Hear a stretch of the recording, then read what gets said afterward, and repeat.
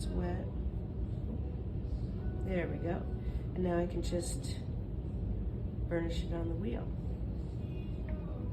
A little quicker, a little easier, unless you really, really hate centering. There we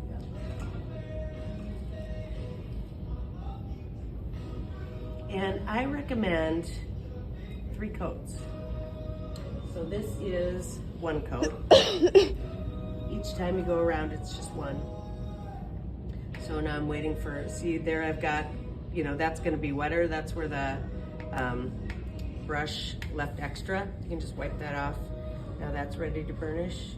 You can see how quickly it dries, and it dries much quicker the first time around than it does the second or third time around. So I'm not pushing very hard. I'm just making sure that it's all covered. Is it kind of like leaving marks in it a little bit? Is that kind of? Yeah, a little bit, just because, yeah. Well, you're pushing down hard enough to kind of. No, it's just because this is a curved surface and this is a little bit of a flatter surface, and it can't, you know, if this was convex, then it would be able to, or if it was a rib, if it was soft, right? You know, which I'm going to show you too. So there I've got 1 coat, right? So that's, then I would go up to the rim, do the last coat, or do the last. And then, again, remember though, that it's bone dry. It's very, very fragile.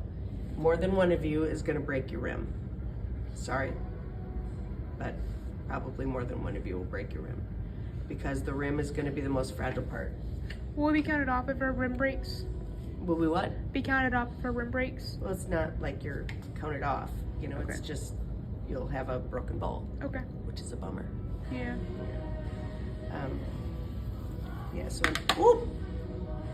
That's when sometimes the spoon works better.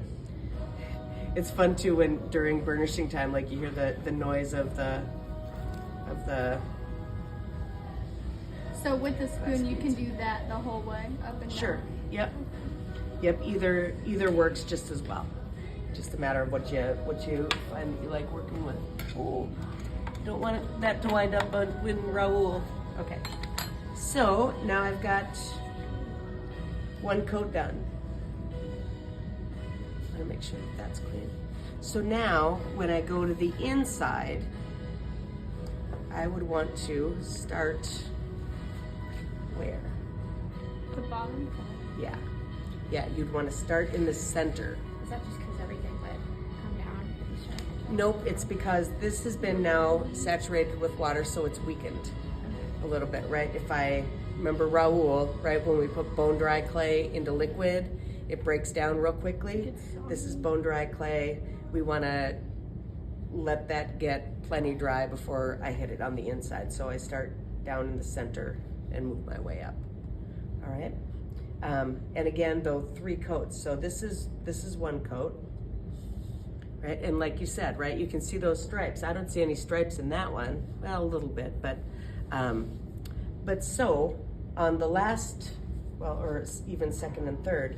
So now that I'm finished my first coat, that first coat with the hard burnishing tool, either the spoon or the stone, really impacts the Terra Sig into the clay.